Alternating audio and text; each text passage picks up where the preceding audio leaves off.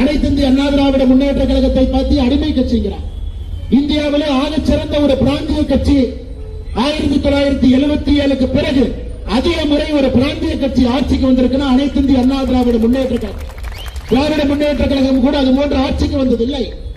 அடிமை கட்சின்னு தமிழகத்தில் இந்தியாவில் ஒரு கட்சி இருக்குன்னா அது திராவிட முன்னேற்ற கழகம் மட்டும்தான். நான் சொல்றேன், 2011 தேர்தலில் தேர்தல் பங்கீடு 3 மாடி, 2வது மாடியில் தேர்தல் பங்கீட்டுக்கான பேச்சுவார்த்தை, முதல் மாடியில் சிபிஐ ரைடு.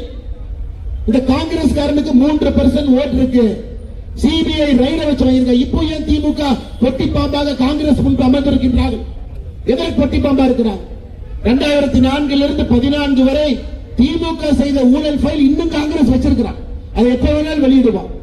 சமீபத்தில் நீலகிரி பாராளுமன்றத்தினுடைய உறுப்பினர் அண்ணன் ஆராஸ் அவர்கள் ஏதோ காலங்காத்தால உளற நினைச்சு எதோ சொல்லி மாட்டிக்கிட்டார்.